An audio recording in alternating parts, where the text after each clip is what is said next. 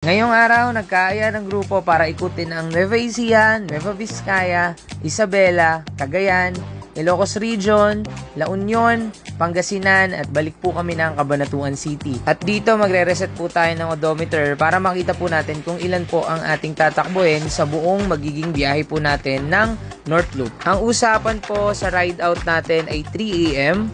At dahil po mabilis gumayak si Toldeo, inabot po kami ng 4 AM bago po kami umalis. Pero sa kanya pa nanggaling na pagka may na late ay iwanan na lang po namin.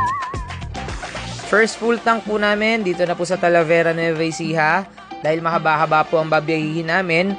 Ang unang usapan po ng hinto namin ay dyan sa arko ng Nueva Ecija, papasok po ng Nueva Vizcaya. At hindi sa kalayuan, kami po ay nakakita ng Jollibee dito sa San Jose, Nueva Ecija.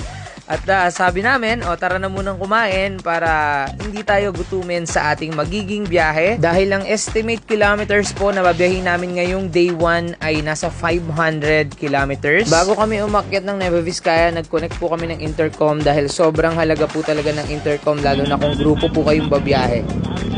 Guys, pasok guys. Wala.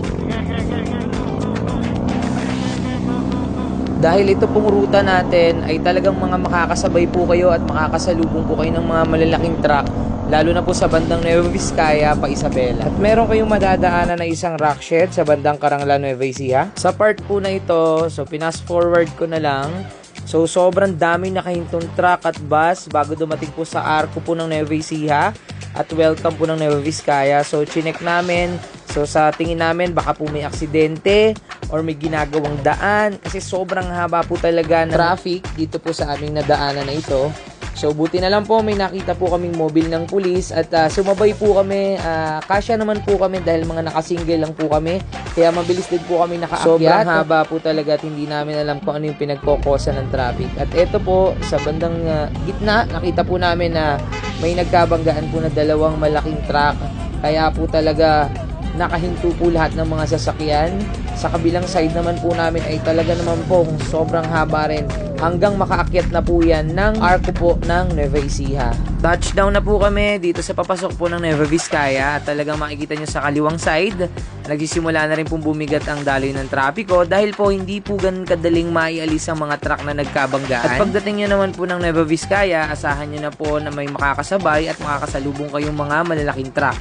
Kaya po sana mag-invest po tayo ng intercoms, lalo na po kung grupo kayong babiyahe dahil napakalaking tulong po ng intercom sa biyahe para maging alert po tayong lahat ng mga bumabiyaheng magkakasama. At nakarating na po tayo sa San Lorenzo Ruiz Bridge ng Nueva Vizcaya.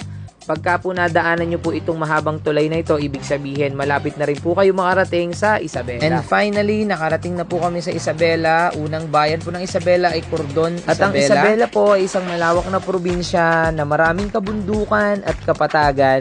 At ito po ang daan na nagdudugtong papunta po ng Cagayan Valley. Time check, 1 PM pass. May nakita po kami isang malaking convenience store dito sa Rojas, Isabela. So huminto po muna kami para mag water break at mag power nap dahil sobrang putok po ang araw ng mga oras po na yan. Dahil ang madadaanan nyo po ay isang highway po na mahaba na walang masyadong puno kaya sobrang init po talaga. At dito nadaanan na po namin ang Tanza Rotonda ng Tugigaraw City, Cagayan. Diretso na po kami yan, way papunta na po yan ng Apari.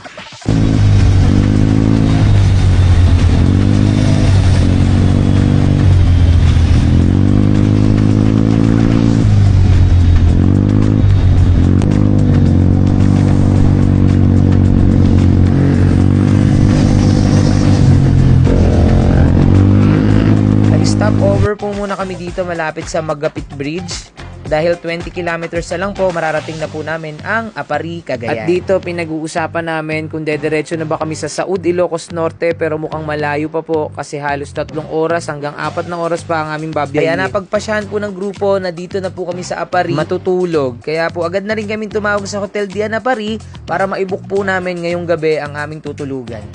At thank God, nakarating na po kami ng arko ng Apari nang walang problema at safe po kaming lahat. Total time of our travel is 12 hours kasama na po ang pahinga. 434 kilometers mula po sa Cabanatuan City.